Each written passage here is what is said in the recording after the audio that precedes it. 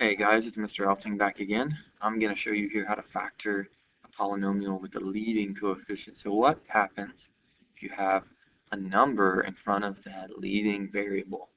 Call that a leading coefficient. In this case, it's 3. In this case, if you try to do that good old trick of saying, hey, what are the numbers that multiply to give you 18 but add to give you 15? Well, that's not going to work. As nice as that was before, it doesn't work. This 3 throws the whole thing off. What you need to do, make a list, find the factors of 3. In this case, it's really easy. There's only 2 potential ones. You also need to do the same thing with that last number. We're going to ignore the middle number. I know before we were used to working with the last 2 numbers. Now we're going to work with the first and the last number. We're going to use this middle number later. Just leave it there for now. The 2 factors of 18 are 1 and 18, and there's a few aren't there. We got 2 and 9, 3 and 6, and we're going to have to use these in some sort of combination to get this. And if you remember, just like before, we're going to have 2 binomials that multiply together, except this time we can't just put an x in the front of each. We have to look up here. We're going to have factors of 3. Since there's only one combination, I'm going to go ahead and put 1x and 3x here. The order does matter, but if I get it wrong the first time, I'm just going to worry about these. I'm not really going to worry about these. These are okay. So, okay, check mark, we're good. Now I'm going to try these out and sort of fill them in and do a little guess and check. Now, before I do that, let's go ahead and get our signs. Notice here this last sign is negative. That means I'm going to have 2 different signs. Now, I don't really know where the negative and where the positive go at this point based on these numbers. So I'm going to go ahead and just, for now, put the plus here and put the minus here. And I might change that later. We'll come back to it.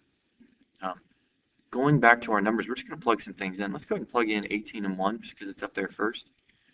And we're just going to use some educating guessing to lead us in this. The way you check this, really simple. Multiply the inside and the outside. You sort of make like a little rainbow or a face almost. You see the face? These are the eyes, the nose, the mouth. If you multiply these, you get 1 times 3x is 3x. X times negative 18 is negative 18x. And when you do this, hey, what do you know? That was actually a really lucky guess. I ended up getting negative 15x right off the get-go, and that makes this correct. And this one's actually a special problem. I think there might be 2 solutions for this one. Believe it or not, I think if I tried this again, I might be able to find another solution here. Let's see. X and 3x.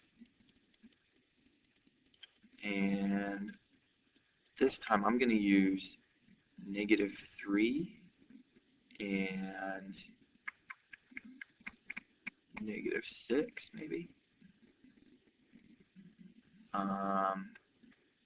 Yeah, I think that'll work. So let's see here. If I put a negative 3 here and then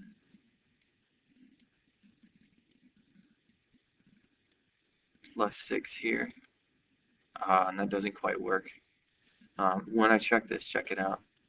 I got negative 9x and then 6x, which looks like it might add to 15, but unfortunately this is positive and this is negative. So instead of adding, they subtract and you get minus 3x. So that aside, sorry, that was unnecessary. Really, we got it the first time, which was lucky.